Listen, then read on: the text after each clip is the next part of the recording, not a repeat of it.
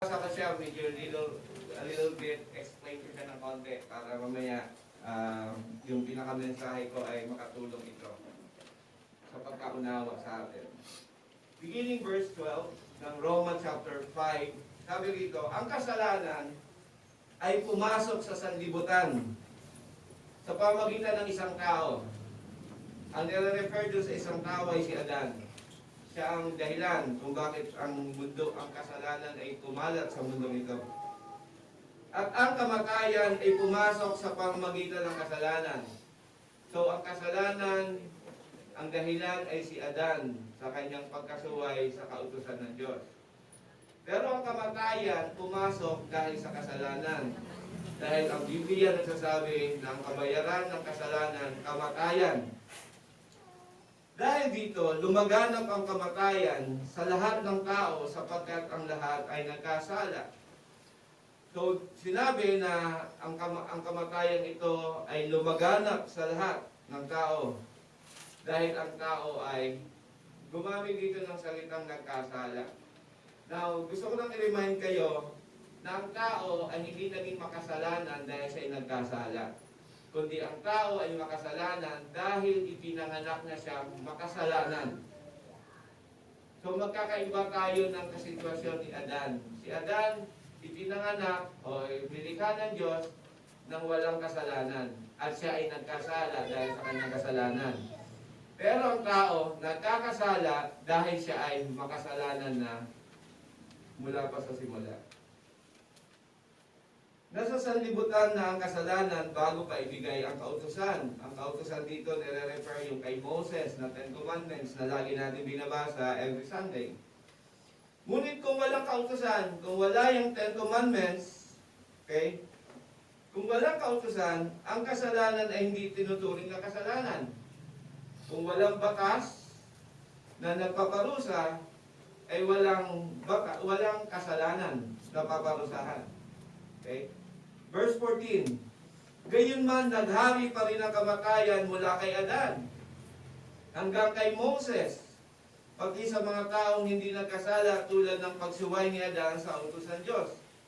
So dito pumasok ang isang katanungan, paano kung walang kasalanan, kung walang kautusan, walang kasalanan, pero nung ibinigay ang kautusan, ang tao ay makasalanan na. So therefore, bago ang kautusan, may kautusan na.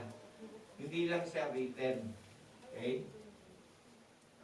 Si Adan ay anyo ng isang darating na tumutukoy ito kay Jesus. Si Adan, which is the first Adam. Si Jesus Christ is the second Adam. Subalit magkaiba ang dalawang ito dahil ang walang bayad na kaloob ng Diyos ay hindi katulad ng kasalanan ni Adan. Totoong maraming tao ang namatay dahil sa kasalanan ng isang tao. Ngunit ang kagandahang loob ng Diyos ay mas dakila. Gayun din ang kanyang walang bayad na kaloob sa maraming tao sa pamamagitan ng kagandahang loob ng isang tao, si Jesucristo. Now, ginawang contrast. Si Adan at si Jesus Christ. Okay? Ang kaloob na ito ay hindi katulad ng binunga ng pagsuway ni Adan. So, sapagkat hatol na kaparusahan ang idinulot matapos na magawa ang isang pagsuway. Subalit kaloob na nagpapawalang sala naman ang idinulot matapos magawa ang maraming pagsuway. Sa pamamagitan ng pagsuway ng isang tao, naghari ang kamatayan. Ngunit sa pamamagitan din ng isang tao, si Jesucristo, ang mga taong pinagpala ng sagana at itinuturing na matuwid ng Diyos ay maghahari sa buhay. At kung papaanong ang pagsuway ng isang tao ay nagdudulot ng kaparusahan sa lahat, yung pagsuway ng isang tao, si Adan, nagdulot ng kaparusahan sa lahat. Ang matuwid na ginawa rin ng isang tao, si Jesus, ay nagdudulot ng pagpapawalang sala at buhay sa lahat.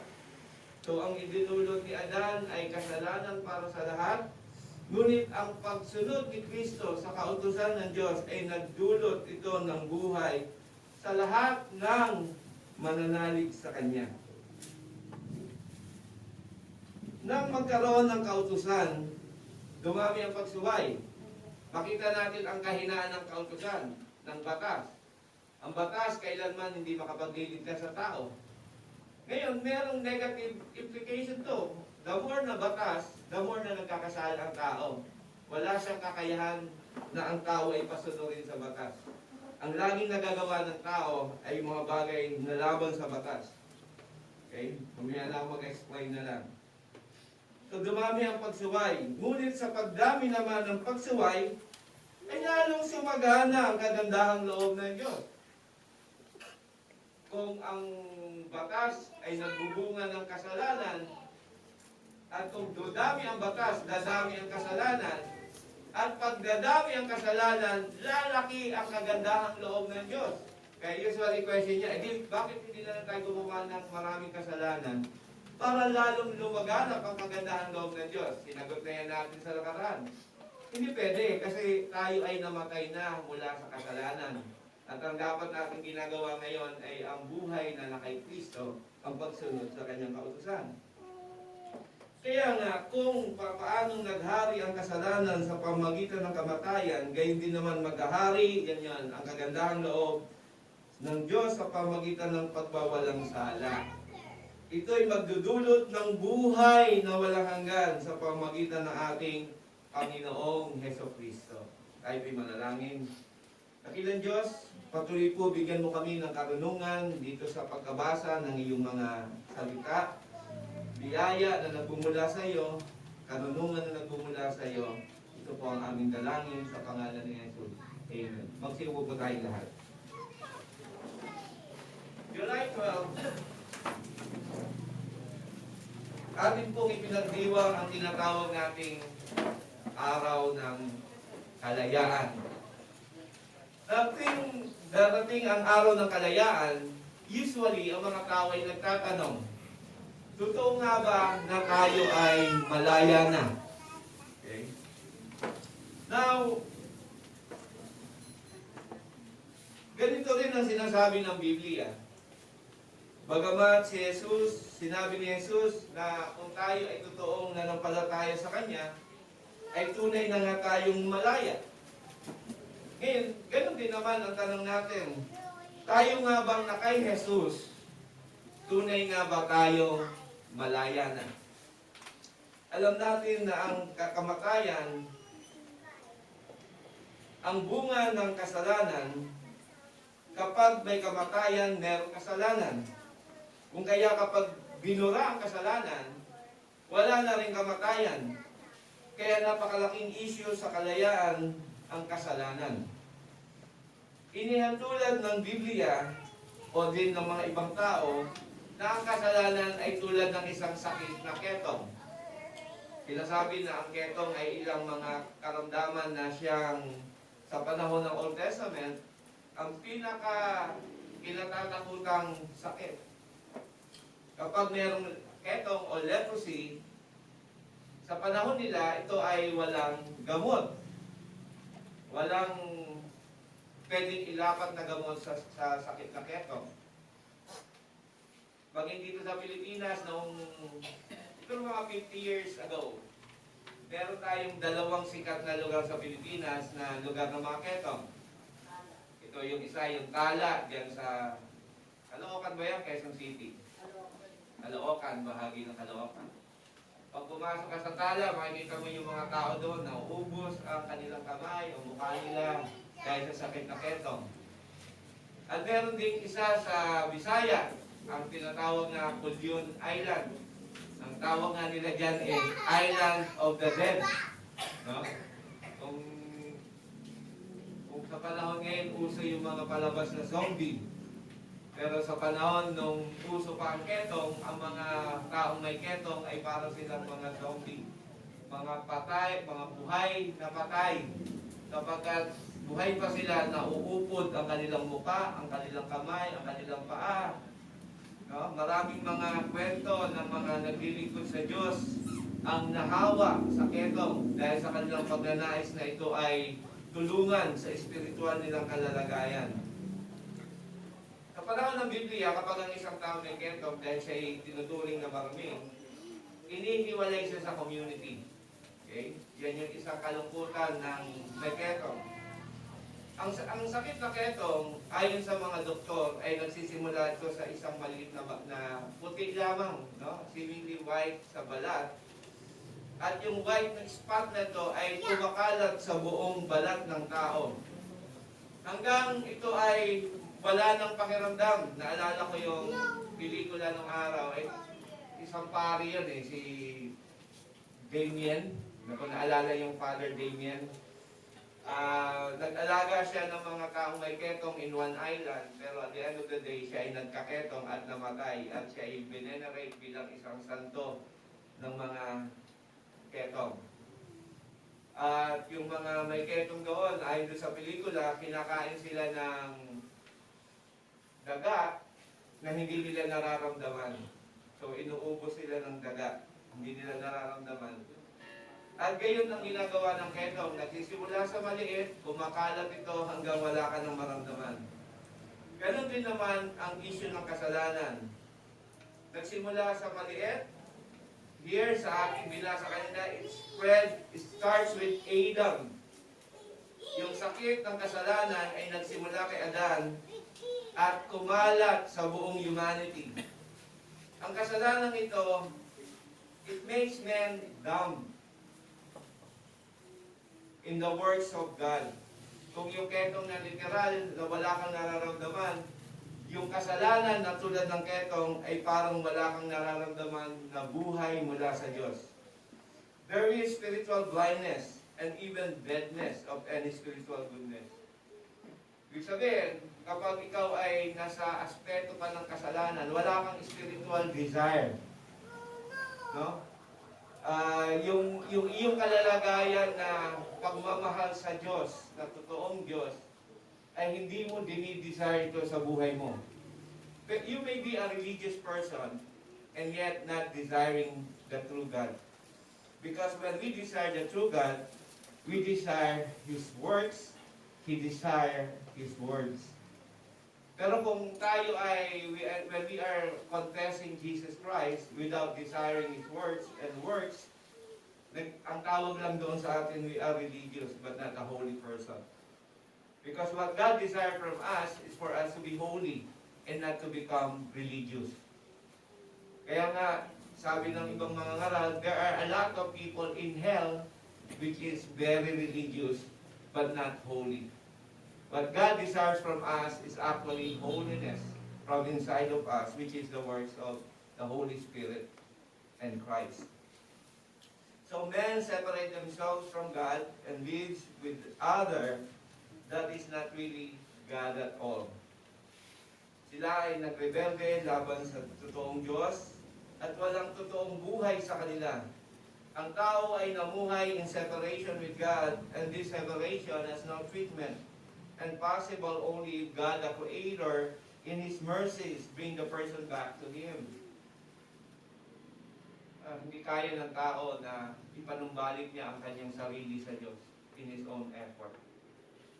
Ano dapat gawin ng tao is to ask God for forgiveness, to receive the promise of God which is eternal life, to believe in the Lord Jesus Christ, what He has done on the cross. Maniwala, manalig sa ginawa ni Kristo doon sa krus. Na tayo ay binayaran niya ang ating mga kasalanan doon. And Jesus Christ is the only cure. Noong panahon nila, ang leprosy, walang cure. Gayun din sa panahon natin, ang kasalanan ay walang cure maliban sa ating Panginoong Jesucristo. Na siya lamang pwedeng magpagaling sa atin. Na siya lamang pwedeng magpanumbalik sa atin sa Diyos. Nothing among deserves but the judgment of God alone. Dalawang bagay ang pag-aralan natin sa umagang ito. Hatiin ko from verse 12 to 14 at verse 15 to 21. Yung verse 12 to 14, ang ating pag-uusapan, yung pagkalat ng kasalanan sa pamamagitan ni Adan. The reign of death through Adam. At ang pangalawang punto natin is the reign of Christ. The reign of Christ in life. Okay? So the reign of death through Adam and the reign of Christ, life over death. Now, doon sa verse 12 na binasa natin kanina, ating balikan. Ang sabi dito, ang kasalanan ay pumasok sa sanlibutan sa pamamagitan ng isang tao, at ang kamatayan ay pumasok sa pamamagitan ng kasalanan. Dahil dito lumaganap ang kasalanan sa lahat ng tao sapagkat ang lahat ay nagkasala. Nasa sanlibutan ng kasalanan bago ibigay ang kautusan.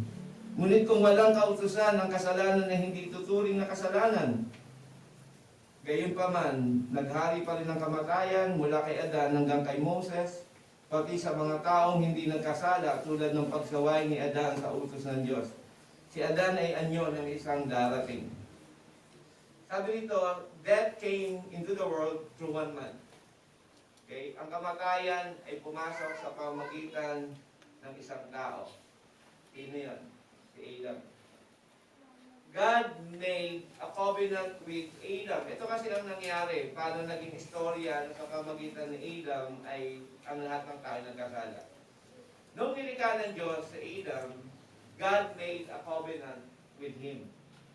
Yan ay pinatibay ng Hosea chapter 6 verse 4 that Adam disobeyed or broke the covenant that God made to him. Now, tandaan natin ang covenant na ito ay tinatawag natin laging unilateral. Pag nakipag-uusap ang Diyos sa tao, hindi kailangan ng tao mag-agree para gawin niya ito. Hindi kailangan yon. Pag may ibinaba ang Diyos na utos, ang kailangan lang ng tao sundin ang utos. Hindi ka pwede mag-reason out, God, bakit mo ako inuutusan? Hindi pwede yun. Because God is the Creator. He created us. He created the world. He is the owner. He is the King. He is the Lord. So dahil doon sa kalalagayang iyon, kailangan ng tao sumunod doon sa naglikha sa Kanya. In other words, we don't have a choice. Whether to break it or to make it. So, tinawag natin yan sa theology na covenant of works. Whereas, man has to follow the law of God in order to receive a higher form of life. A glorified life. Noong nilikha ng Diyos sa Adam, wala pang kamatayan. Therefore, hindi mamamatay sa Adam. Hindi mamamatay si Eve. Wala silang kamatayan. The moment they were created, they already have eternal life. Pero, since God made a covenant, papasok ang kamatayan kapag dinisobey nila ang covenant ng God. Ganito yan. So, sa loob ng mundong ito, mayroong tinatawag na covenant breaker. Ibig sabihin ng covenant breaker, ang tao na inutusan ng Diyos, kapag nilabag niya ito ay tinatawag nating covenant breaker. So, when you broke a covenant, sumpa ang papasok sa buhay natin. May sumpang kaakibat ang tipan. Kaya merong tinatawag na covenantal threat. At meron din tinatawag na covenantal blessing. Pag sinunod mo ang Diyos, may blessing. Pag hindi mo sinunod siya, may threat. Yun ang nangyari kay Adam. So, in his case, he was a covenant breaker. Naglabas ang Diyos ng tipan, sabi sa kanya, pwede mong kainin ang lahat ng pagkain dito, including the tree of life. Hindi naman pinagbawal kainin ang tree of life. So, sometimes people are asking me, Pastor, kinain din kaya ni Adam yung tree of life? Well, possible. Kasi hindi naman pinagbawal yun eh. In fact, kaya nga sila pinaalis sa garden, baka kainin nila yung tree of life. And then, wala nang pag-asa. Habang buhay na sila magiging makasalanan. Okay, so, ang ginawa ni Adam, when God gave the covenant, he broke the covenant. Kaya nung nag-break siya ng covenant, pumasok na po yung kamatayan. Kung napapansin nyo, unang namatay ang nagkakasala, a glorified body. The same answer. Kung nagawa ito ni Adam, ng unang Adan, meron tayong a higher kind form of life, which is a glorified body that will not sin. Kumbaga, Adam obey God, yung ginawa ni Kristo at ang bunga ng kanyang ginawa, yun din ang ating mararanasan. So, yun yung dulo ng buhay natin. Same body which we will receive in the future in Christ through His complete obedience of the law, but Adam failed, and instead he received the curse as a consequence of disobedience. So, may sumpa. May sumpa na kay Adam. Ngayon, ang sumpa sa kutipan ng Diyos, hindi lang sa Adam, kundi ang kanyang posterity. Lahat ng mga taong ipanganganak sa laman, lahat sila ay nasa ilalim ng sumpa. Kaya kung ang tanong ko sa inyo, kayo ba ipinanganak sa laman? Ang sagot lagi natin diyan, yes, including me. Kaya nung tayo pinanganak sa buhay na ito, nasa ilalim ang lahat ng sumpa, ng kasalanan at ng kamatayan. Ang kamatayan ay isang sumpa. Kaya ang lahat ng tao nga ay nagkakasala at lahat ng tao ay mamamatay. Yan ay nasa ilalim ng sumpa. Ngunit, napakaganda ng pangako ng Diyos sa atin na ang sino mang mananalig sa ating Panginoong Hesukristo, na kahit siya ay mamatay, siya ay mabubuhay at hindi na muling mamamatay. So, mga kapatid, ang ibig sabihin, kung ikaw ay magiging mananampalatayang tunay ng ating Panginoong Hesukristo, yung kamatayan na nasa atin ay defeated na. Wala na itong sting of death. Wala na itong visa. Makita natin yan sa 1 Corinthians 15:54. Sabi rito, so when this corruptible, yung namamatay na katawan na ito, shall have put on incorruption, and this mortal shall have put on immortality. Yung namamatay na katawan ay magiging immortal. Then shall be brought to pass the saying that is written, death is swallowed up in victory. O death, where is your sting? O grave, where is your victory? Sabi niya, yung kamatayan, saan ang iyong kapangyarihan? Ang sementeryo, saan ang iyong katagumpayan? Sabi sa verse 56, the sting of death is sin, and the strength of sin is the law. Kaya ulitin ko yun ha. Ang kamandag ng kasalanan, ng kamatayan ay ang kasalanan. So kapag nawala yung kasalanan, nawawala yung kamandag ng kamatayan. At kung, sabi niya, at ang lakas ng kasalanan ay nasa batas. Kaya sabi nga, kung walang batas, walang kasalanan. Pero hindi pwedeng walang batas kasi ang tao ay susuway. At walang accountability, kaya naglagay ang Diyos ng batas. Ang batas ay hindi diyan binigay para iligtas ka sa pamamagitan ng pagsunod sa batas dahil walang makasusunod. Binigay ang batas para ma-realize mo na ikaw ay makasalanan. Kaya dapat, every Sunday, pagbabasahan natin yung 10 Commandments, be sure na sinasalamin nyo ang sarili nyo sa kautusan ng Diyos. Kunyari, sinabi doon, ano yung unang commandment sa atin? No? Ang unang, walang ibang Diyos, kundi siya lamang. No? Dapat si Yahweh, dapat si ang triune God, no? Walang ibang Diyos, kundi siya lamang. Dapat kilalali natin siya, hindi yung sarili natin, kasi pwede palang maging Diyos-Diyosan natin ang sarili natin. Kung ang nasusunod sarili natin, that then we are making ourselves God. Pangalawa, ano yung kautusan? Huwag kang gagawa ng ibang Diyos mo. Huwag kang gagawa ng mga imaginative God o Diyos-Diyos ang gawa ng tao. So, kaya nga yung mga kautusan niya na yan, no, ay dapat na sinasabuhay natin, iginagawa natin sa buhay nito bilang tayo mananampalatayanan ng Kristo. Now, dito sa verse 12c, sabi ang kasalanan ay nag-spread sa humanity. So, from Adam, lahat ng pinanganak mula kay Adan, lahat tayo naging makasalanan. Ang kasalanan ni Adan is imputed to all his posterity. Now, ito naman ay ang question, katanungan, paano ba nagka-transfer ang kasalanan mula kay Adan papunta sa ibang tao? So, sabi ng ibang theologian, sa pamamagitan daw ng sexual act.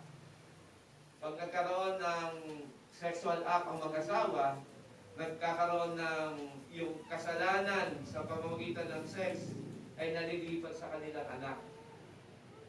Mali yun. Dahil ang kasalanan ay by imputation. No? By imputation. Ano ibig sabihin? Basta't merong, kunyari ang mag-asawa na nagtalik, hindi sila nakagagawa ng kaluluwa. Ang kaluluwa ay something given by God. So kung nagkaroon ng pagtatalik ang mag-asawa at nagkaroon ng buhay yung bata, yung physical na anyo yung galing sa mag-asawa. Pero yung kaluluwa ng bata galing sa Diyos. Okay? Hindi nagkakaroon ng union ng kaluluwa ng babae, ng lalaki, at nung nagtalik sila, nagkaroon din ng pag-increase or nagbubunga yung pagtatalik nila ng kaluluwa sa bata. Hindi. Ang bata ay binigyan ng panibagong kaluluwa. So kung ang kaluluwa na to ay coming from God, paano nagkaroon ng kasalanan yung bata? Ang ginagawa diyan ng Diyos, because of the covenant made with Adam, imputed sa bata yung kasalanan ni Adam by imputation. No? Hindi yan by yung by marriage or by doing sex, kundi by imputation. Yung kasalanan ni Adam ini-impute sa all humanity. Kaya yung bata na nasa tiyan pa lang, makasalanan na siya. Okay? Ipapanganak siya ng makasalanan. At siyempre, ang gagawin ng isang taong makasalanan ay gagawa ng kasalanan.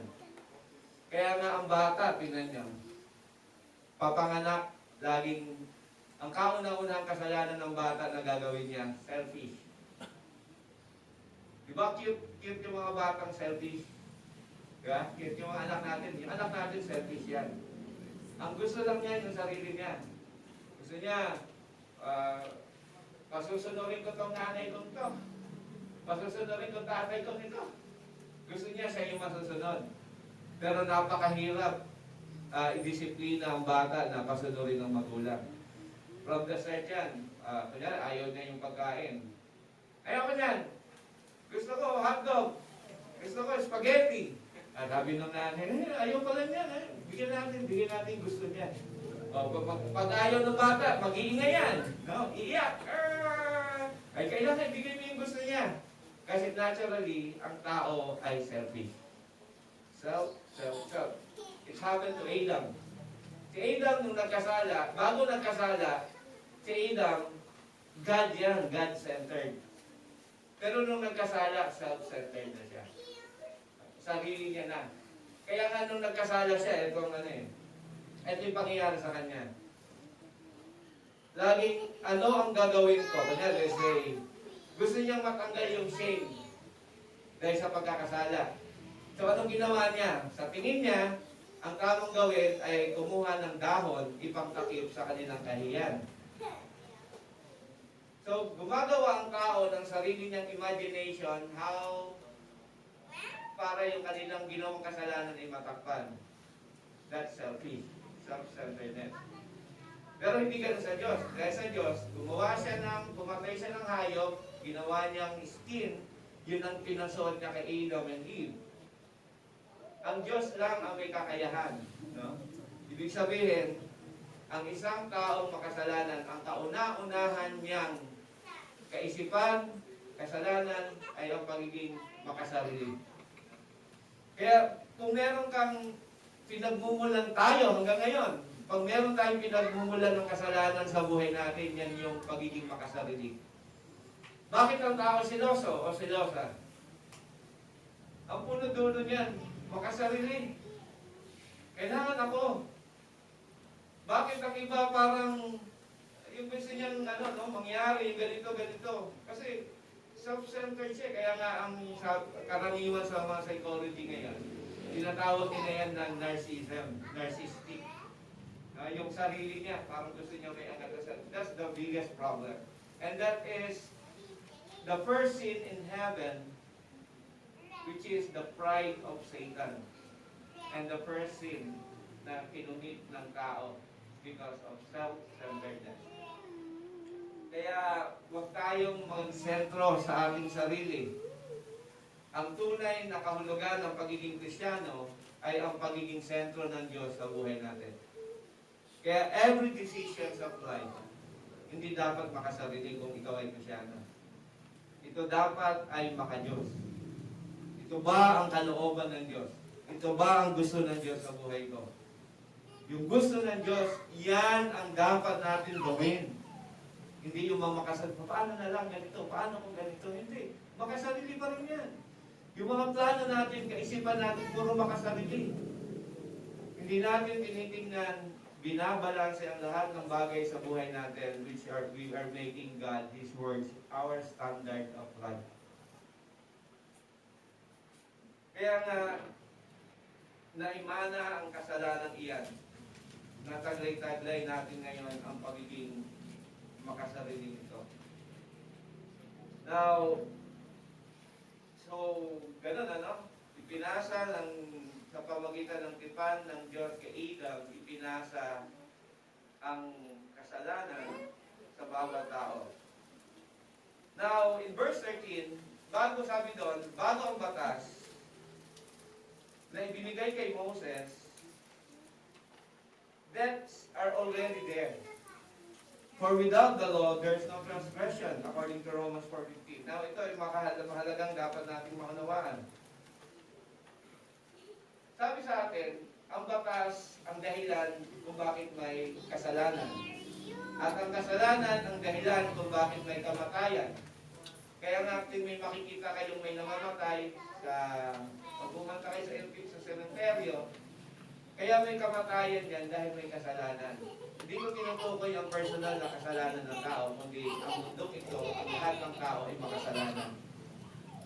So, yun, So, ang batas ay maganda, ito ay banal, at ito ay kalooban ng Diyos.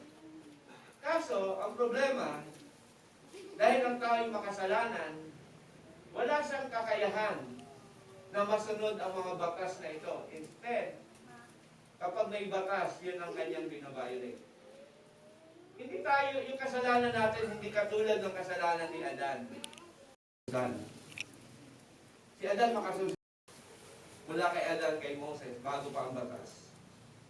Verse 14 mentioned that transgression will not be like the transgression of Adam. Yung pagkakasala natin ay hindi katulad ng kasalanan ni Adan. Because Adam has the power to obey all the requirements of the law, but failed. But not like us, we don't have the ability to follow God's all laws. For Adam, before the fall, is able not to sin. Si Adam, meron siyang kakayahang na huwag magkasala. Though also is able to sin. But after the fall of man, man is not able not to sin. Wala na tayo sa panahon natin ngayon, wala na tayong kakayahan na hindi magkasala. And his will always on the act of sinning. We cannot carry out the laws of God. Ang kasalanan ni Adam, his ability will be the same as with Christ, as another Adam. Kaya dito sa mundong ito, meron lamang dalawang perfect person na pwedeng makasunod sa Diyos. Si Adam at si Jesus Christ. Si Jesus Christ, walang original sin, walang impure sin sa Kanya. Ipinanganak siyang sacred, banal, walang kasalanan. And that reason, pwede siyang mamatay para sa iba. Kaya nga sa Old Testament, ang pari, bago mag-alay ng kasalanan ng iba, mag-aalay muna siya ng kasalanan para sa kanya. That's the first thing to do in order to sacrifice for God. So, magpapatay ang pari para sa kanyang kasalanan. So, kung malinis na siya, saka lang siya pwede mag-offer para sa iba. Si Jesus Christ, hindi niya kailangan mag-offer ng kasalanan para sa kanya dahil wala siyang kasalanan. Ang pwede niya lang gawin, i-offer ang kanyang sarili para sa kasalanan ng iba. That makes him the second Adam. ang ikalawang Adan ay si Jesus Christ, na siyang may kakayahang magpatawad. Alam niyo ang kagandahan sa Panginoon? Pag siya'y nagpatawad, there's always a removal of guilt. Na para bang ikaw na pinatawad sa iyong kasalanan, na para bang wala kang kasalanang nagawa. Hindi talagang wala kang kasalanan, marami tayong kasalanan, pero sa harapan ng Diyos, sa mata niya, na tila bagang wala kang kasalanan. Because all the records of wrongs, all the records of sin, tinanggal niya sa iyo. And therefore, God will no longer judge you as sinner. Now, hindi lang ganun ang ginawa ng Diyos sa atin. In-impute pa niya ang righteousness. Merong imputation of righteousness. Ibinilang ka pa niyang matuwid. Biro mo sa buong buhay natin ng pagkakasala. No? Ang isang lalaki na sa buong buhay, naging manginginom, naging babaero, naging sugarelo, naging pasagulero, lahat ng bisyo nasa kanya. Pero nung lumapit sa Panginoon, sa harapan ng Diyos, lahat ng kasalanan na yan ay tinanggal sa kanya at ibinilang siyang matuwid sa harapan ng Diyos. Hindi lamang ang lalaki, kundi ganun din ang mga babae. No, sa buong buhay, naging makasalanan ng buhay nito, puro galit, puro puot, puro sama ng loob, puro hirap, na nagtiwala lamang sa sarili, galit sa lahat, galit sa asawa, galit sa kapitbahay, galit sa lahat ng tao, galit ka sa kapatid, galit sa lahat. Pero nung ikaw ay pinatawad ng Diyos, pinawi niya ang galit na para sa iyo. At ikaw ay itinuring na walang kasalanan sa harapan ng Diyos. Sapagkat ang sino mang nakipag-isa kay Kristo, siya ay bagong nilalang na, wala nang dating pagkatao. So, malaki ang pagkakaiba nung ginawa ni Adan sa ginawa ng ating Panginoong Kristo. Siya, si Jesus, ay nakasunod sa lahat ng kautusan ng Panginoon. At dahil dito, sa pamamagitan niya, kung tayo ay manalig sa Kanya na tila bagang nasunod din natin ang kautusan ng Diyos. Panghuling punto. So yun yung the reign of sin and death to Adam. Ngayon naman, the reign of Christ, life over death. Sa 15, verse 15 to 21. Sa verse 15, sabi diyan, many died. Maraming namatay for the trespasses of one man. Hindi lang ang hulugan na sa argumento ni Paul sa verse